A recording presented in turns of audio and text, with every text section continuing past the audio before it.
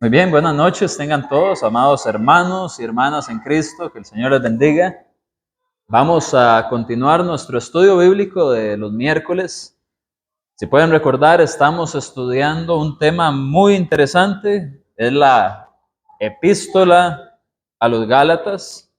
Una epístola es pues una carta que se envía con el propósito algunas veces de que se lea públicamente a una audiencia amplia.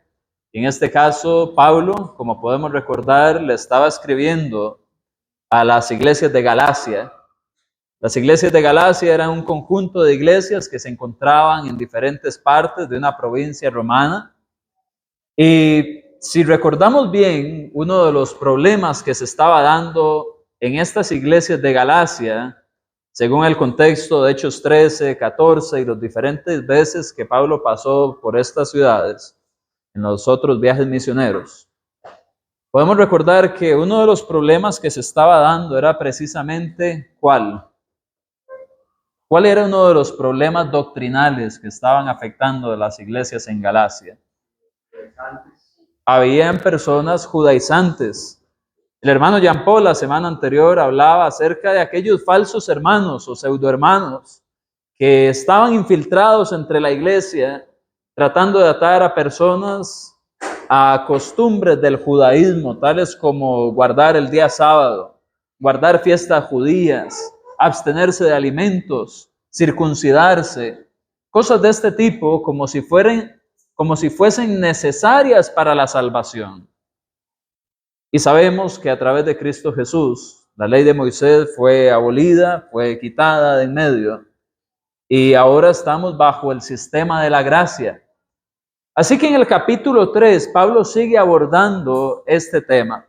El día de hoy vamos a estar abarcando el capítulo 3 del versículo 1 hasta el versículo 14. De modo que vamos a ir analizando ciertas frases, ideas, pensamientos importantes, tomando algunas lecciones prácticas de este capítulo y vamos a ir avanzando entonces así en esta epístola. En el capítulo 3, que es el que nos ocupa hoy, el apóstol Pablo va a hablar acerca de la efectividad de la gracia sobre la ley. Él está interesado en mostrarle a los habitantes de las iglesias en Galacia que la gracia está muy por encima de la ley. Y en los versículos que vamos a analizar, vamos a ver que del 1 al 5, el apóstol Pablo va a abordarlo desde el ámbito de la experiencia. Va a mostrar la superioridad de la gracia desde el aspecto práctico que ellos estaban viviendo. Mientras que en los versículos de el 6 al 18, pese a que vamos a llegar hasta el 14, el apóstol Pablo va a empezar a defender la superioridad de la gracia, ya no desde el aspecto práctico, sino desde el aspecto histórico y escritural que muestra la palabra de Dios. Muy bien. Así que vamos a leer el primer versículo. Dice así: Oh Gálatas insensatos, ¿quién os fascinó para no obedecer a la verdad? A vosotros, ante cuyos ojos Jesucristo fue ya presentado claramente entre vosotros como crucificado. Acá quiero que veamos algo muy importante, hermanos y hermanas. ¿Cuál es la primera frase que quizás puede llamar mucho nuestra atención acá? ¿Cómo se le llama a los Gálatas de primer lugar? Oh Gálatas insensatos, es la frase que usa Pablo.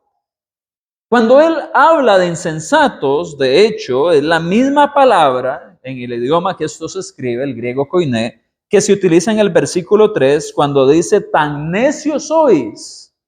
Insensato o necio viene a mostrar una falta, una ausencia de inteligencia en estas personas. Básicamente los está poniendo a recapacitar y les está diciendo que son faltos de entendimiento, pero no tienen esta necedad o esta insensatez por falta de entendimiento porque sean incapaces de tenerlo, porque ellos ya habían obedecido el Evangelio.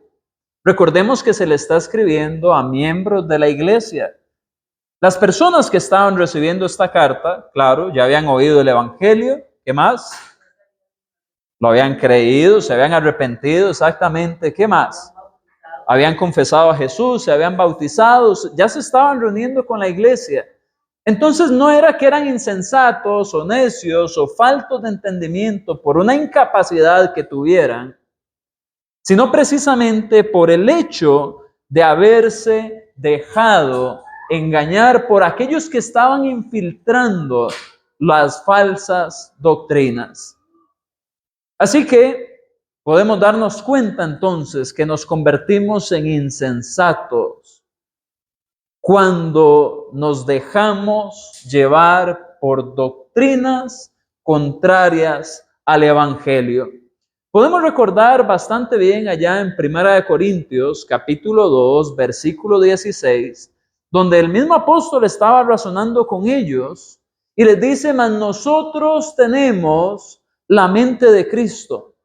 Entre tanto nosotros nos mantenemos en el Evangelio, somos sabios, hermanos, porque nos vamos manteniendo en el camino adecuado. Pero entre tanto empezamos a seguir otros caminos,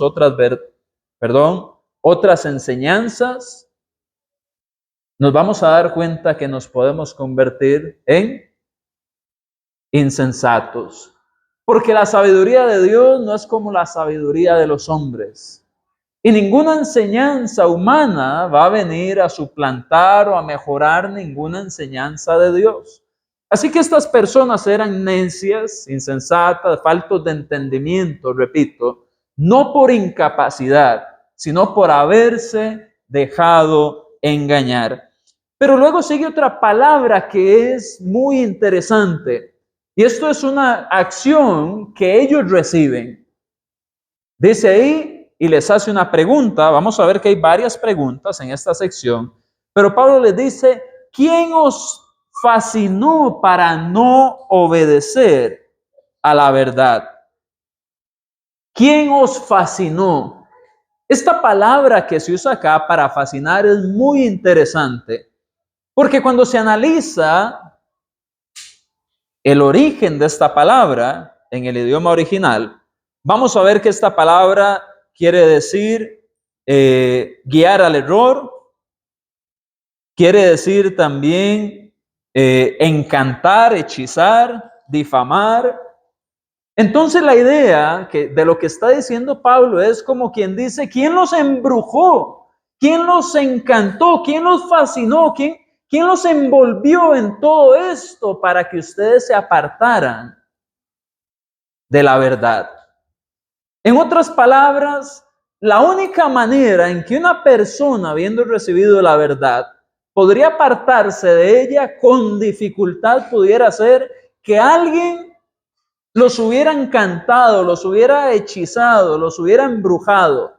Pero por supuesto que Pablo aquí lo que está usando es, al decir quién os fascinó, quién os atrajo de esta manera, quién los endulzó, quién vino a tomar su mente cautiva, es la idea. Pablo estaba asombrado. Y creo que muchas veces hemos llegado a esa conclusión. ¿Cómo es posible que esta persona, con tantos años en la iglesia, o con tanto conocimiento, tantos años de leer la Biblia, había servido al frente, cómo es que se apartó de la verdad? Bueno, acá podemos ver que eso no es algo entonces solamente de los tiempos modernos. Y algo muy interesante acá es que aunque ni aún este hechizo, este encantamiento es una buena excusa, no es, por así decirlo, esa sería la única explicación, básicamente. ellos estaban fascinados, estaban embrujados, alguien había tomado cautiva su mente. Y en ese sarcasmo que Pablo usa, ni siquiera así, eso viene a ser una buena explicación, porque vea que el resto dice, para no obedecer a la verdad, a vosotros ante cuyos ojos Jesucristo fue ya presentado, ¿cómo? Crucificado. Pero dice claramente entre vosotros como crucificado. Claramente. En otras palabras, ellos estaban como embrujados con esas falsas doctrinas. Estaban fascinados, absorbidos por aquellas, pero no tenían ninguna excusa porque claramente Jesús había sido expuesto entre ellos. Cuando nosotros vemos en el libro de los Hechos, todas las veces que el apóstol Pablo estuvo, usted ve capítulo 13, capítulo 14, donde Pablo estuvo en Listra, estuvo en Iconio, en Antioquía, él viene y predica el evangelio y hace claro el mensaje de Jesucristo. Entonces, esa mente que estaba oscurecida estaba de esa manera precisamente por pura negligencia.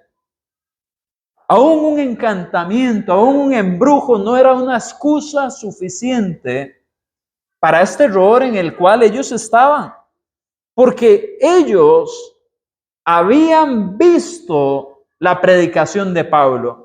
El apóstol había estado ahí entre ellos. El apóstol había hecho cosas delante de ellos que solamente un enviado de Dios podía hacer, y ya va a entrar en esa parte del argumento. Pero esa palabra que dice ahí claramente nos deja ver algo muy importante, y es que Pablo no fue nada confuso en su enseñanza. Amados hermanos, el evangelio, una lección para esta noche. El evangelio no es algo difícil de entender. El evangelio es simple. Hay un Dios, y ese Dios envió a su Hijo para que muriera por nuestros pecados y fue sepultado y resucitó al tercer día y va a regresar.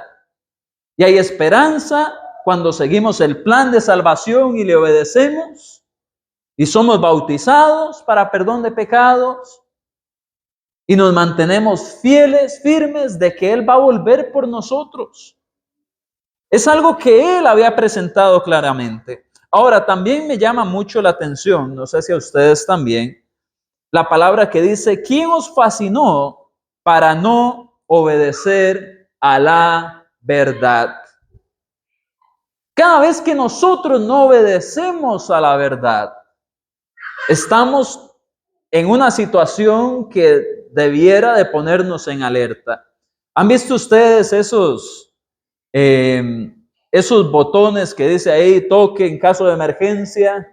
O cuando hay una alarma de incendio y suena y la gente vuelve a ver para todo lado. Bueno, cuando hay personas que no están obedeciendo a la verdad, si bien no es la doctrina quizás de los judíos, sino es la circuncisión que los tiene atrapados, esas personas tienen su pensamiento cautivo, están fascinados por algo que los está apartando de la obediencia. Y una de las excusas más grandes que se ha utilizado en el mundo religioso para que no se obedezca a la verdad es la idea de la gracia de Dios. Muchos dicen somos salvos por gracia, es algo que recibimos, algo que no podemos perder, es algo que nadie nos puede quitar. Entonces no importa cómo adoremos, no importa cómo, si nos congregamos, no nos congregamos, no importa nada, porque ya está esa gracia ahí. Entonces yo puedo hacer con Dios lo que yo quiera en mi relación con Él y dejo de obedecer. Y si dejo de congregarme, ya estoy dejando de obedecer la verdad que me dice que me congregue. Si dejo de predicar el bautismo para perdón de pecados, estoy dejando de obedecer la predicación del sano evangelio. Si dejo de hacer la práctica de la cena del Señor, estoy dejando de obedecer la verdad que me dice que tengo que recordar cada primer día de la semana la muerte de nuestro Señor de su cuerpo y de su sangre. Y así con todas las verdades que la Biblia nos enseña.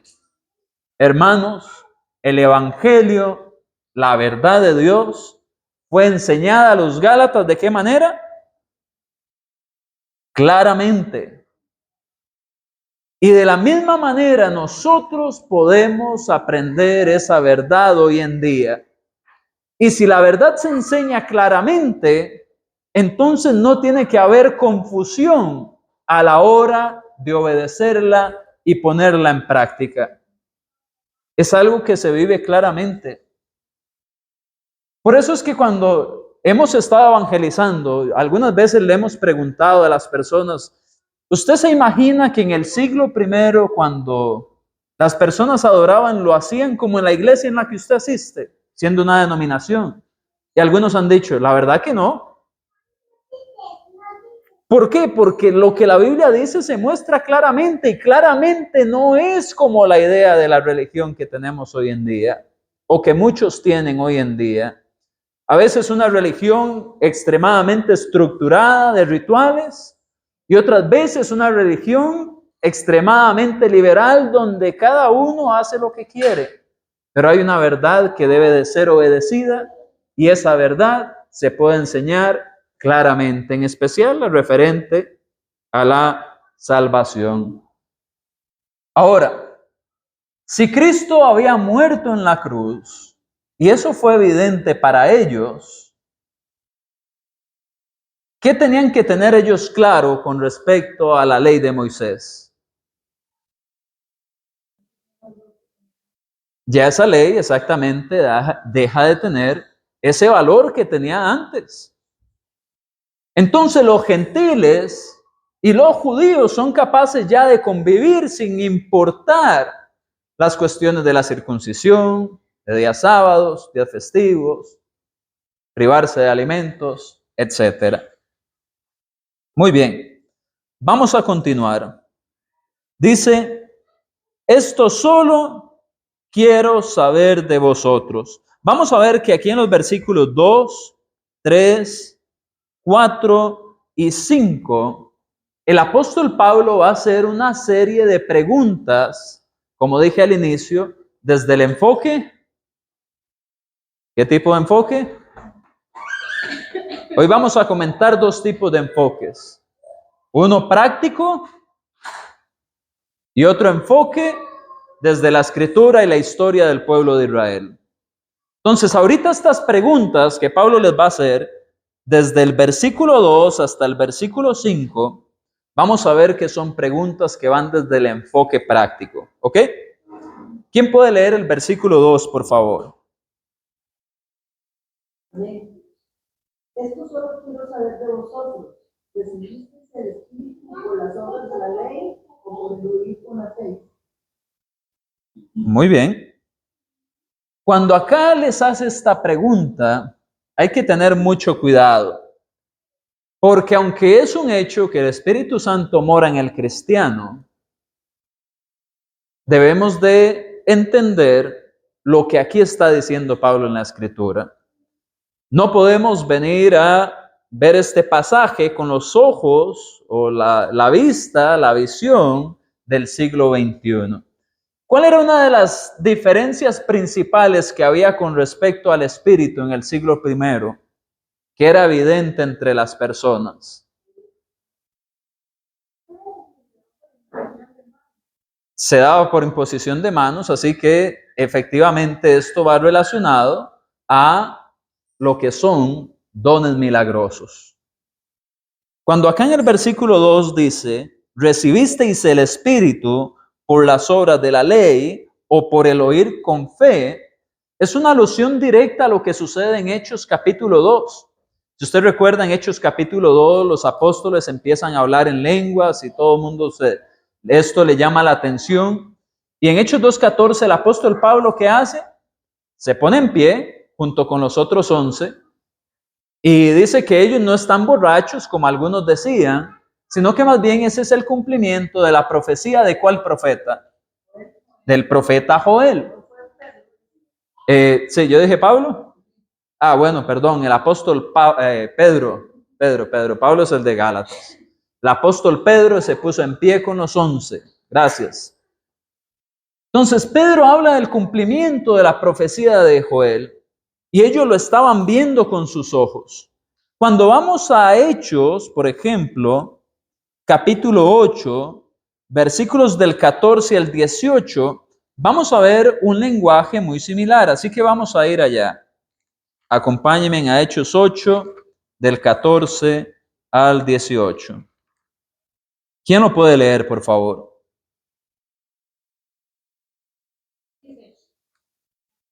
Cuando los apóstoles estaban en Jerusalén, en Samaria, la palabra de Dios, enviaron allá a Pedro y Juan, los cuales, habiendo venido, oraron por ellos para que recibiesen el Espíritu Santo. Pausa ahí. ¿Para qué? Ok, entonces vemos aquí que se habla de la recepción del Espíritu Santo. Siga leyendo, Cris. Porque aún no habían descendido sobre ninguno de ellos, solamente habían sido bautizados en el Espíritu. Entonces les imponían las manos y recibían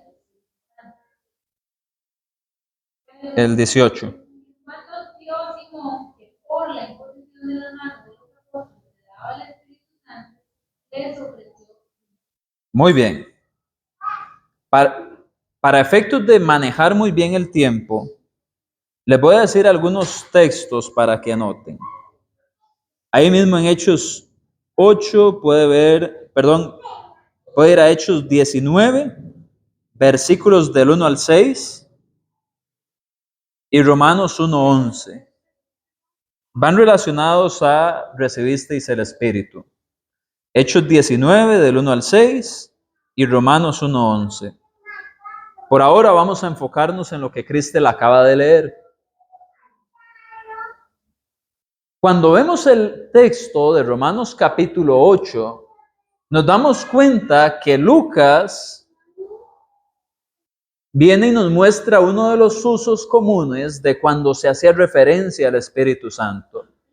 Claramente el Espíritu Santo, tan pronto como una persona se bautizaba, moraba en el cristiano, hacía como lo hace el Padre y lo hace el Hijo también. Padre, Hijo y Espíritu Santo, los tres moran en el cristiano desde el momento en que esta persona muere a sus pecados y resucita con Cristo en el bautismo para perdón de sus pecados.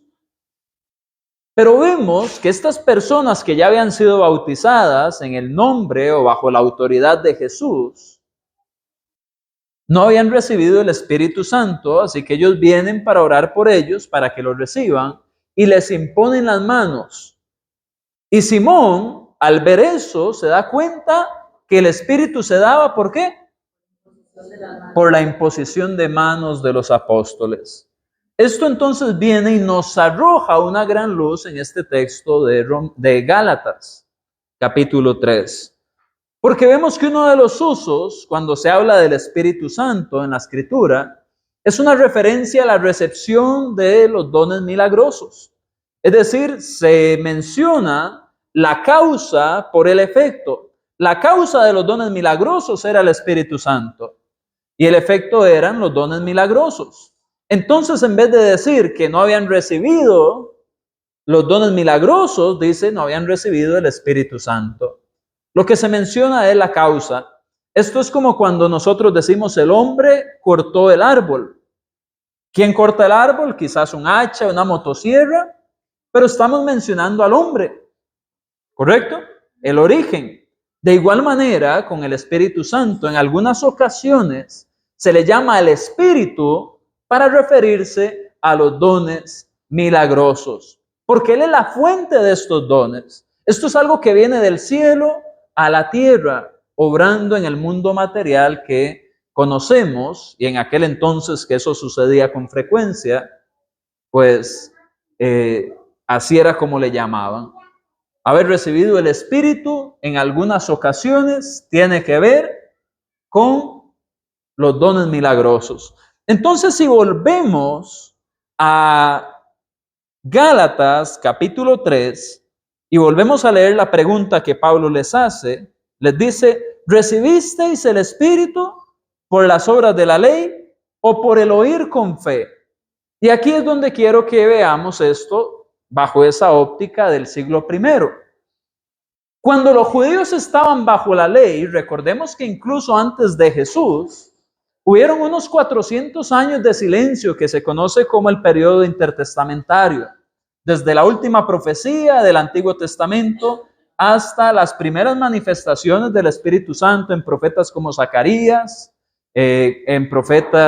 Zacarías, el papá de Juan el Bautista, que viene y profetiza, o el mismo Juan el Bautista, o el mismo Jesús obrando milagros. Mi punto es, a través de la ley de Moisés, antes del periodo de la fe y de la gracia que se viene a dar con la venida de Jesús, el desarrollo de su ministerio y el establecimiento de la iglesia, mientras ellos estuvieron en la ley, ¿cuántas personas hacían milagros? ¿Cuántas personas hablaban en lenguas? ¿Cuántas personas hacían sanidades por la ley? Ninguna.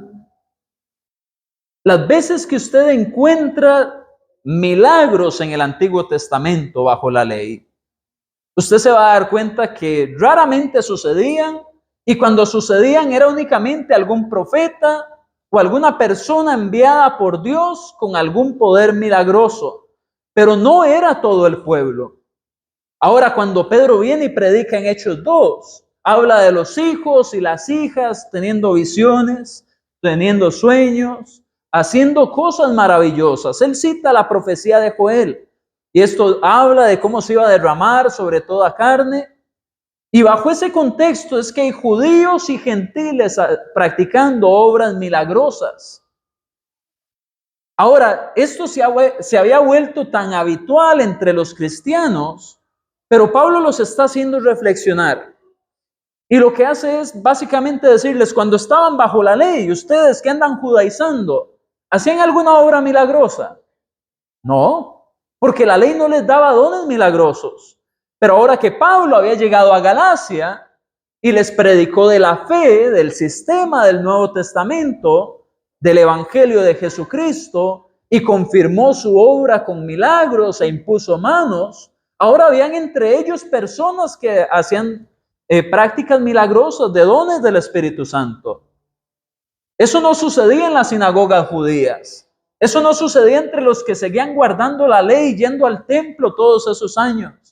Eso sucedía únicamente entre los cristianos que los apóstoles les habían impuesto las manos. Y siendo Pablo un apóstol que había estado en Galacia, muy seguramente les impuso manos y ahora les dice, ok, entonces recibieron esos dones, recibieron el Espíritu, estando en la ley o estando en la fe, estando bajo el Evangelio de Cristo. Antes de la ley ustedes no hacían nada de eso. Ahora sí lo hacen. Entonces, ¿qué es más provechoso? ¿La ley o la fe? ¿Me entienden? Eso es lo que Pablo les está mostrando en el versículo 2, desde el punto de vista práctico. Ellos literalmente estaban practicando dones milagrosos y los recibieron bajo la fe. Hermana Cristel.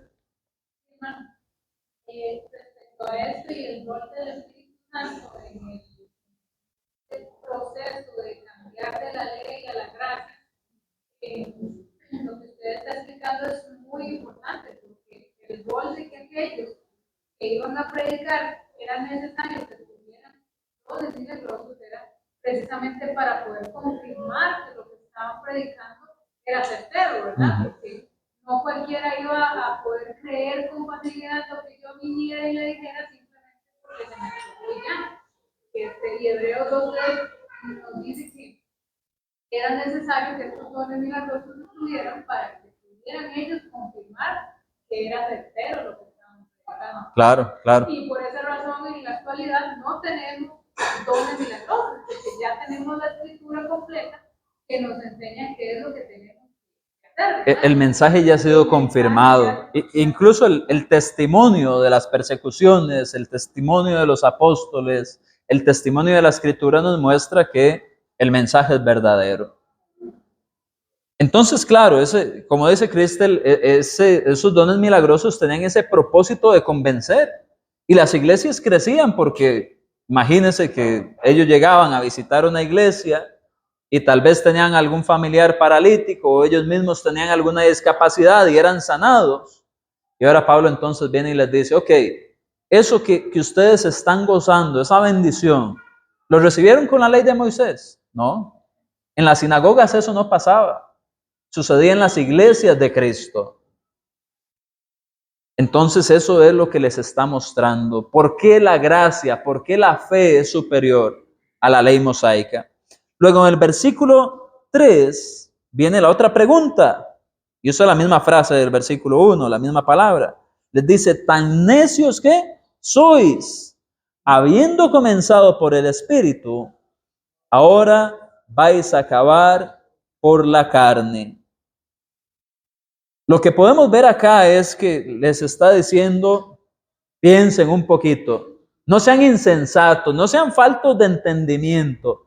A ese punto van a llegar de que habiendo ya estado en lo mejor del Espíritu, habiendo visto esas cosas, habiendo empezado ahí, van a terminar en lo que era más básico, en lo que era una sombra antes de que viniera Jesús, en lo que era algo preparatorio, estando ya lo más completo, que es lo del Espíritu. No tiene ningún sentido. ¿Y por qué les habla de la carne? ¿Qué sentido tiene que él diga vais a terminar por la carne? Porque entender la palabra carne es clave tanto en Gálatas como en algunos textos de Romanos también. La palabra carne es una palabra que se usa acá, no refiriéndose a los deseos carnales. Aquí no se está refiriendo a lo que es el pecado. Bueno, claro que envuelve pecado, pero no se refiere a nuestro cuerpo en sus tentaciones. Cuando él habla de acabar por la carne, habiendo empezado por el espíritu, esto puede tener una relación directa con la circuncisión, que era precisamente lo que ellos estaban haciendo división. No, si no está circuncidado, no puede servir en la iglesia. Si no está circuncidado, no va a ser salvo. Si no está circuncidado, no va a poder alcanzar la llegada al cielo. Eso es la carne. La circuncisión era que removían el prepucio en los varones. Incluso hoy en día, usted lo crea o no, hay sectas judaizantes que prohíben a las iglesias que personas sirvan si no están circuncidadas. Y a las mujeres les dicen, si ustedes tienen relaciones con sus maridos y ellos no están circuncidados, ustedes tampoco van a tener ninguna comunión con la iglesia. Y vienen a atar cosas en las denominaciones, porque no conozco realmente un caso específico en la iglesia del Señor, gracias a Dios. Pero se están tratando otra vez de volver a esas cosas. Y ese era el caso del tiempo de Pablo, ahí sí en la iglesia de Cristo. Entonces habían iniciado su vida espiritual en el Espíritu y iban a terminar entonces con circuncisiones, con cuestiones de la carne, ningún sentido. Siguiente pregunta que les hace, versículo 4. Tantas cosas habéis padecido en vano, si es que realmente fue en vano. Es muy interesante porque cuando vamos a Hechos 14, versículo 2, versículo 5, versículo 6, vemos cómo los judíos eran perseguidores de los cristianos. Incluso usted puede anotar por ahí Mateo 5 del 10 al 12 y también Romanos 8, 18. Vamos a leer Hechos 14, quizás versículos del Romanos 8, 18, pero solo vamos a leer los de Hechos. Repito, Hechos 14, 2, 5 y 6, y luego Mateo 5 del 10 al 12 y Romanos 8, 18. Solo Hechos, sí, 14, versículo 2, 5 y 6. ¿Quién lo quiere leer? Mas los judíos que no creían excitaron y corrompieron los ánimos de los gentiles contra los hermanos. Por tanto, se detuvieron allí mucho tiempo, hablando con denuedos, confiando en el Señor, el cual daba testimonio a la palabra de su gracia, concediendo que se hiciesen por las manos de ellos señales y prodigios. Hasta el 4. Hasta el 6. Y la gente de la ciudad estaba dividida. Unos estaban con los judíos y otros con los apóstoles. Pero cuando los judíos y los gentiles, juntamente con sus gobernantes, se lanzaron a afrentarlos y a apedrearlos, habiéndolos sabido, pusieron a Listra y Derbe, ciudades de Licaonia y a toda la región circunvecina. Muy bien. Cuando usted ve acá Hechos 14, y cuando usted ve que todo esto sucede ahí en Iconio, y que ellos andan por Listra y andan por Derbe, si usted recuerda la introducción, estas son ciudades de Galacia. Entonces, en el versículo que leyó Jean Paul, número 3, usted ahí confirma lo de los dones espirituales, ¿verdad? Ahí se habla de cómo hacían señales y prodigios, que fue precisamente la pregunta anterior que les hizo Pablo, de cómo habían recibido el Espíritu Santo, ¿por la ley o por la fe? Bueno, usted ve que ellos hacían dones milagrosos ahí en Galacia. Y cuando usted ve los versículos 2, el versículo 5 y el versículo 6, usted los ve como ellos estaban en una persecución casi que a muerte. De hecho, cuando usted sigue leyendo ahí Hechos 14, se va a dar cuenta que cuando ellos llegan a Listra, si no me equivoco también en Galacia, hay un punto en el cual el apóstol Pablo es apedreado hasta el punto en que lo creen que está muerto.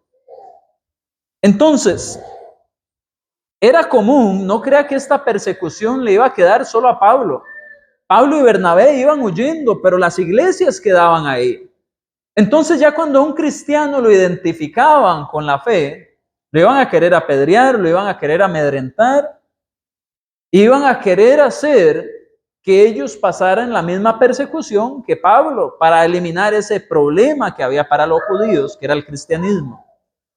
Entonces, nuevamente desde la práctica, Pablo lo que les está diciendo es: tantas cosas habéis padecido en vano, si es que realmente fue en vano.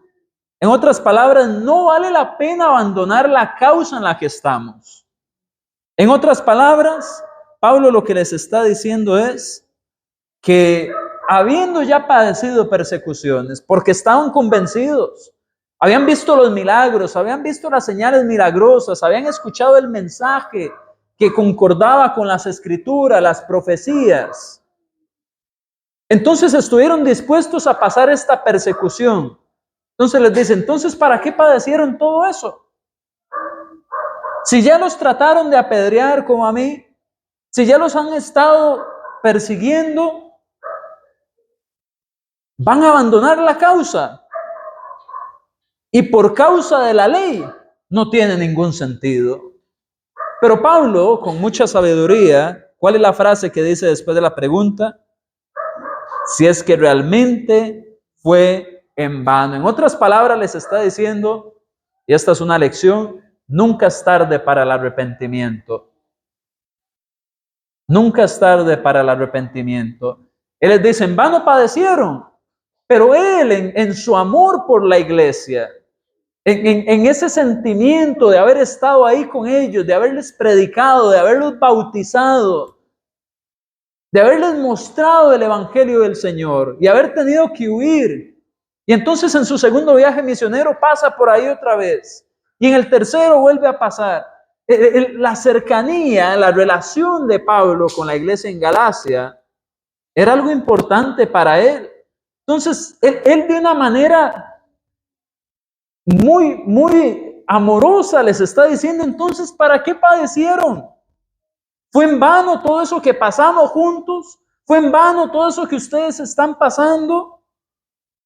Si han estado a punto de arriesgar su vida, si han sufrido por causa del evangelio, ¿cómo ahora van a abandonar el evangelio para volver a la ley de Moisés? Entonces él dice, si es que fue en vano. Como diciendo, no necesariamente fue en vano, todavía se pueden arrepentir, todavía pueden cambiarlo, no ha venido el Señor, no se ha acabado el mundo. Entonces, aunque yo les digo que si fue en vano, no necesariamente tiene que serlo. Recapaciten. Y creo que esa es una gran lección para nosotros también. Aun cuando podemos fallar, aun cuando estamos con alguna confusión, ninguna persona ha de ser desechada, porque todavía puede que no haya sido en vano todo, todavía puede regresar, todavía puede dejar de estar fascinado, ya sea por las cosas del mundo o alguna doctrina falsa.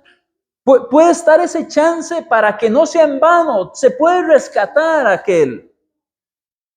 Los hermanos perdidos están perdidos, sí, pero pueden regresar, puede que no sea en vano. Y esa es la esperanza que debemos de darles a aquellos que muchas veces ya dan todo por perdido. No necesariamente fue en vano. Y vean que esto nuevamente es el argumento desde la práctica. ¿Qué era lo común para los de Galacia?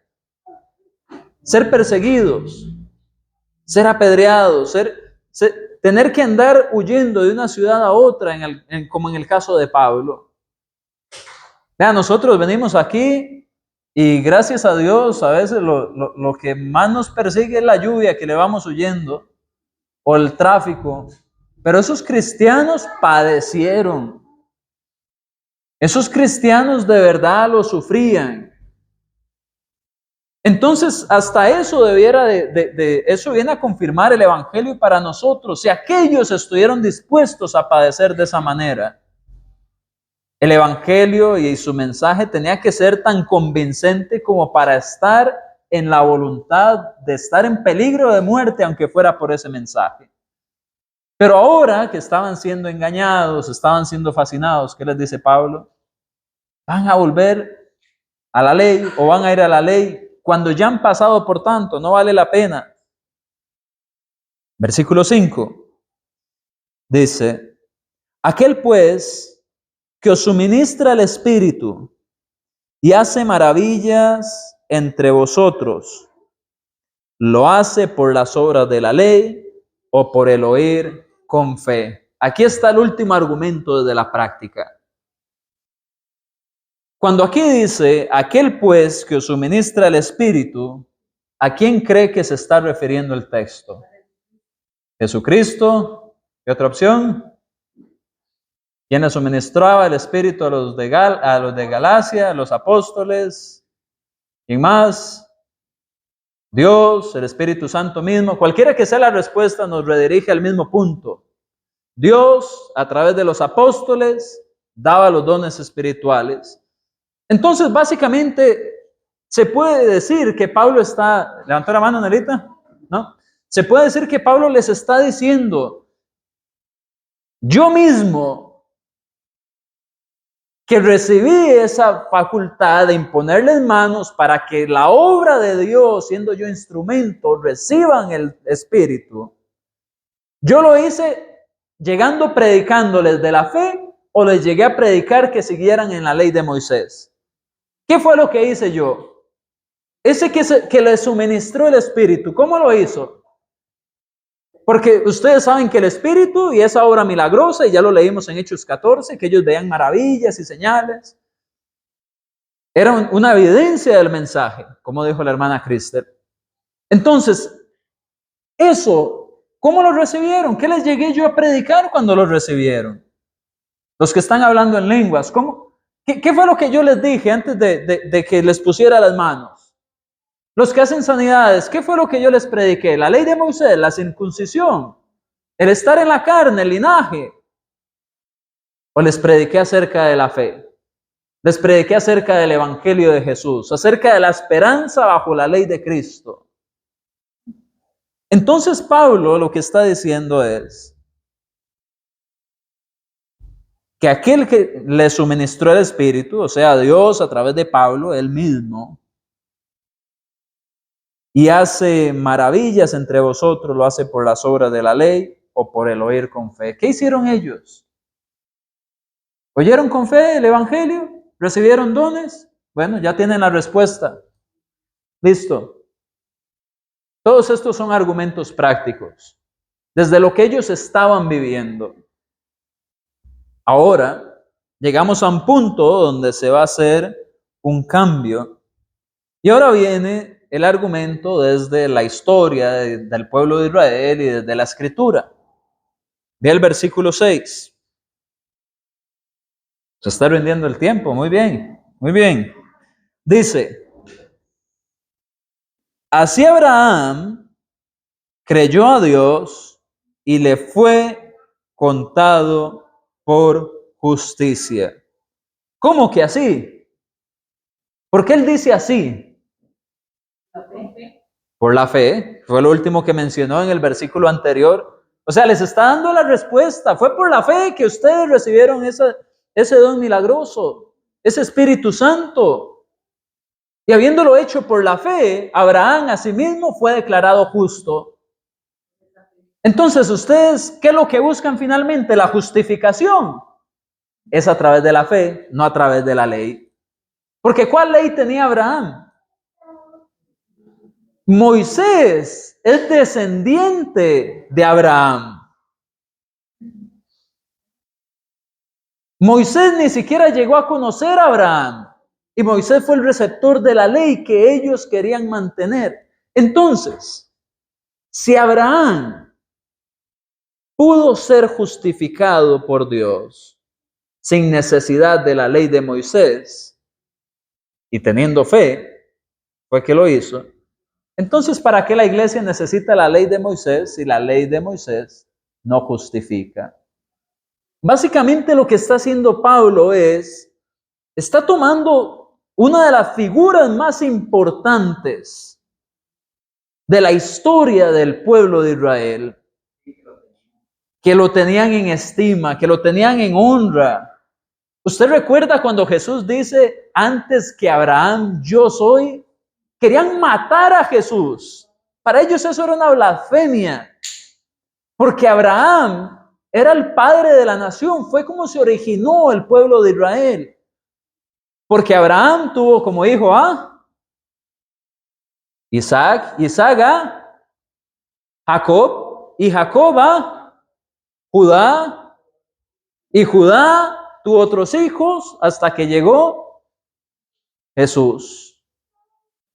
Y si lo quiere ver por el lado de la ley, igualmente Jacob tuvo a Leví, y Leví tuvo otros hijos, y ese tuvo a Moisés y tuvo a Aarón, que eran hermanos, eran levitas.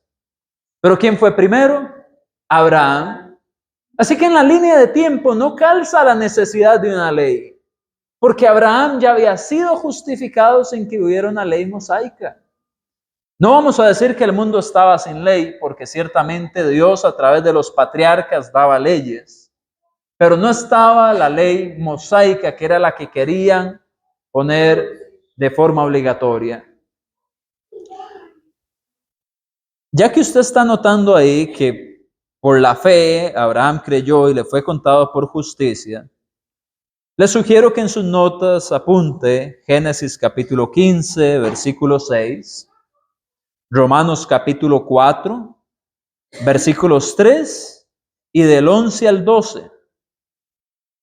En estos textos se nos hace mención de eso, de Génesis 15, 6 y Romanos 4, versículo 3 y versículos del 11 al 12. Ahí se nos habla acerca, esa evidencia escritural de cómo Abraham le fue contado por justicia cuando tuvo fe. Ahora, voy a contarles algo, voy a tratar de no ser muy técnico, pero es importante.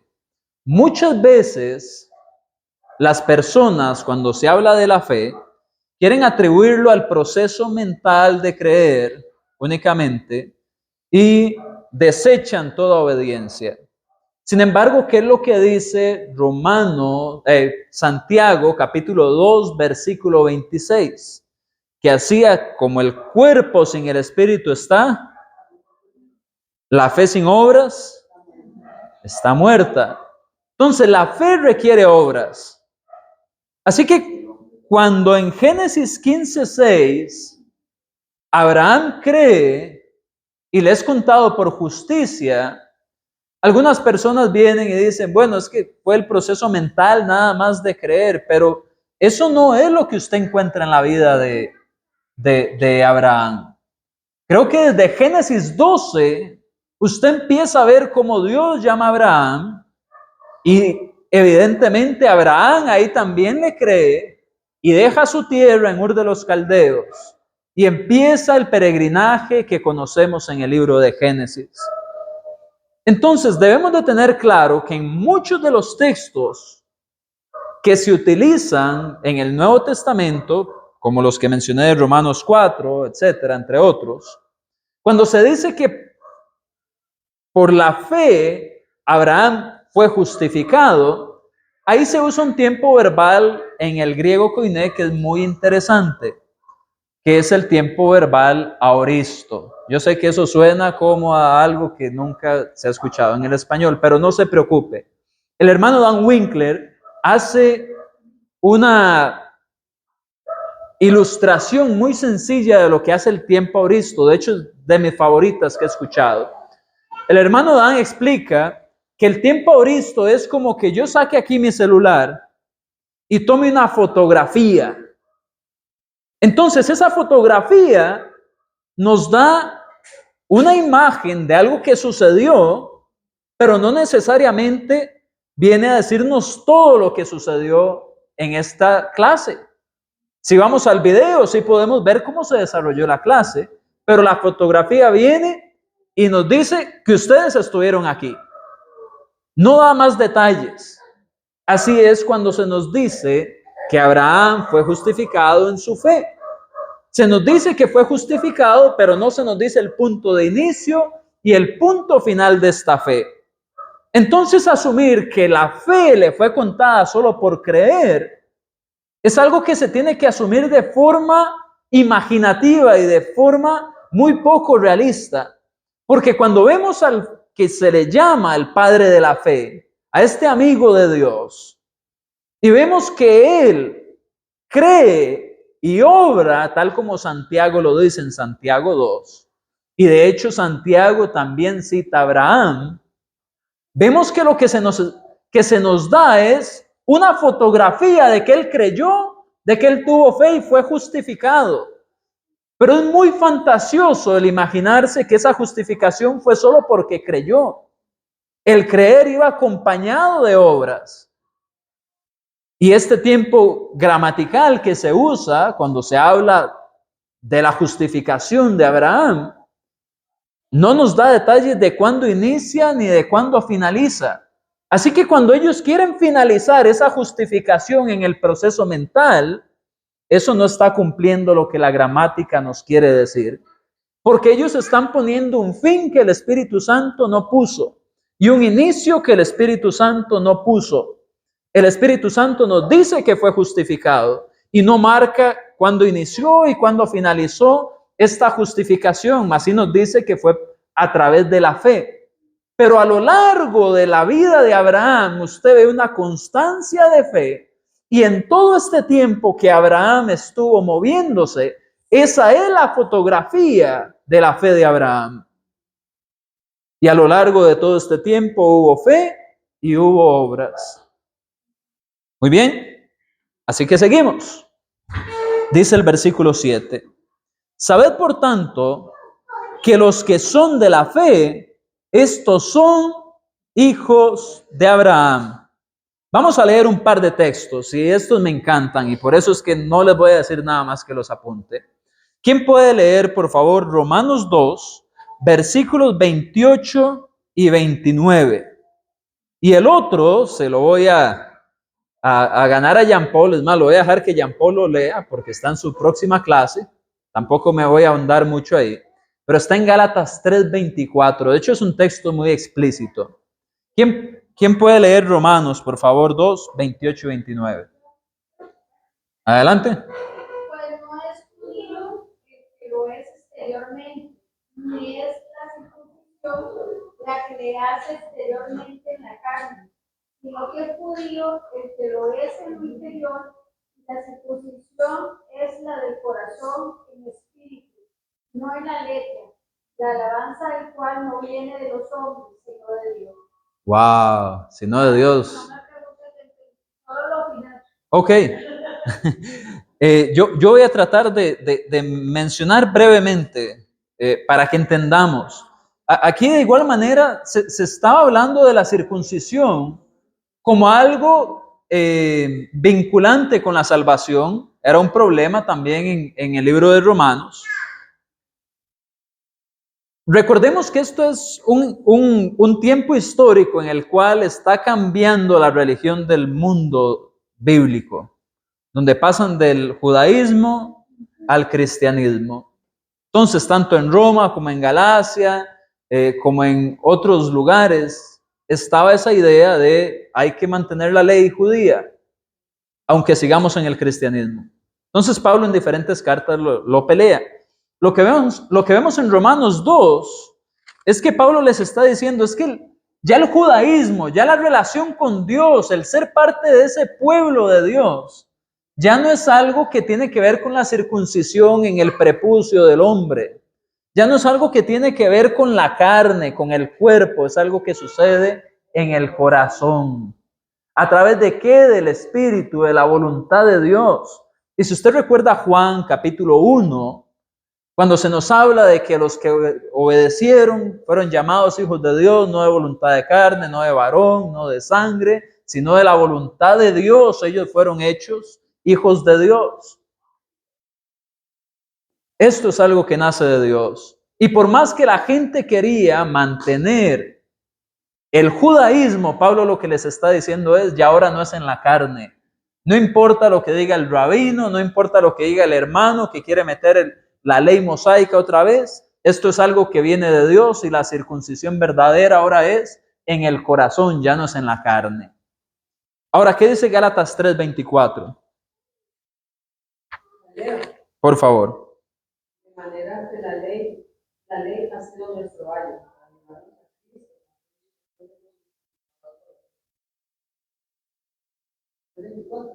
3:29, perdón. Vosotros sois de Cristo, ciertamente linaje de Abraham sois, herederos de Abraham. ¿De quién hay que ser para ser linaje de Abraham? De Cristo. Cristo fue después de Abraham. Los gentiles no tenían ninguna forma de vincularse con Abraham a través de su linaje, a través de su sangre y tampoco a través de la ley. Pero a través de Cristo, cualquier persona puede ser ligada a las bendiciones mencionadas a Abraham. Es decir, para llegar a esas bendiciones que desde Génesis se dicen de Abraham, usted no necesita tomar la ley de Moisés y llegar ahí. Usted necesita tomarse de Cristo y usted recibe esas bendiciones que apuntaban hacia Cristo.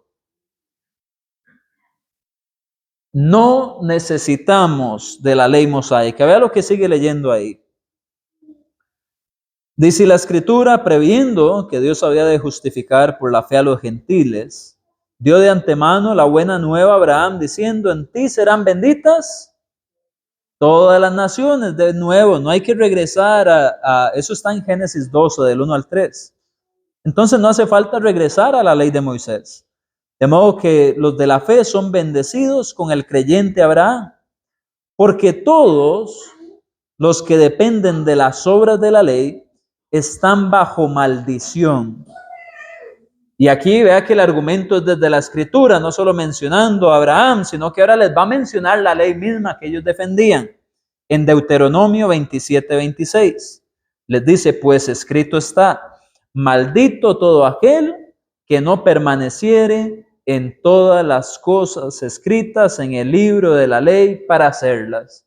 Ah, muy bonito, querían mantener la circuncisión, pero habían un montón de cosas que ya no iban a hacer. Porque si ellos llegaban como cristianos al templo, también los iban a querer apedrear a ellos, porque el templo era para los judíos. Y un judaísmo que se mantenía por voluntad de hombre, ya no voluntad de Dios. Entonces, lo que les está diciendo es, quieren mantener la circuncisión, los días festivos, quieren agarrar algunas cositas. Bueno, el que no mantiene todo, la ley misma lo maldecía. Vea lo que dice en el siguiente. Y que por la ley ninguno se justifica para con Dios. Es evidente porque, y vuelve a citar ahora Habacuc 2:4. Por cierto, este texto está también en Romanos 1:17 y en Hebreos 10:38. El justo por la fe vivirá. Y la ley no es de fe, sino que dice, el que hiciere estas cosas vivirá por ellas. Levítico 18:15. Dice, Cristo nos redimió de la maldición de la ley, hecho por nosotros maldición, porque está escrito, allá en Deuteronomio 21:23, maldito todo el que es colgado en un madero, para que en Cristo, este es el propósito de por qué Jesús vino a pasar por esa maldición, o a volverse maldición, como dice acá, para que en Cristo Jesús la bendición de Abraham alcanzase a los gentiles, a fin de que por la fe recibiésemos la promesa del Espíritu. En otras palabras, la fe y la ley son contrarias, porque la Escritura dice que por la fe el justo vivirá. Y la ley dice, el que hiciere estas cosas vivirá por ellas. Son contrarias. Es decir, Pablo lo que les está diciendo, usted no puede mantener una y la otra. Pero si quiere la bendición de Abraham, tiene que ir a la fe, obligatoriamente. Porque si quiere mantener algunas cosas de la ley, es maldito. Y para eso Jesús se hizo a sí mismo maldición. ¿Cómo? Llevando nuestros pecados, siendo colgado en un madero. Básicamente, Él cargó la iniquidad del mundo para salvarnos, y así otras naciones como los gentiles podrían venir de ese modo a la salvación y recibir la promesa del Espíritu.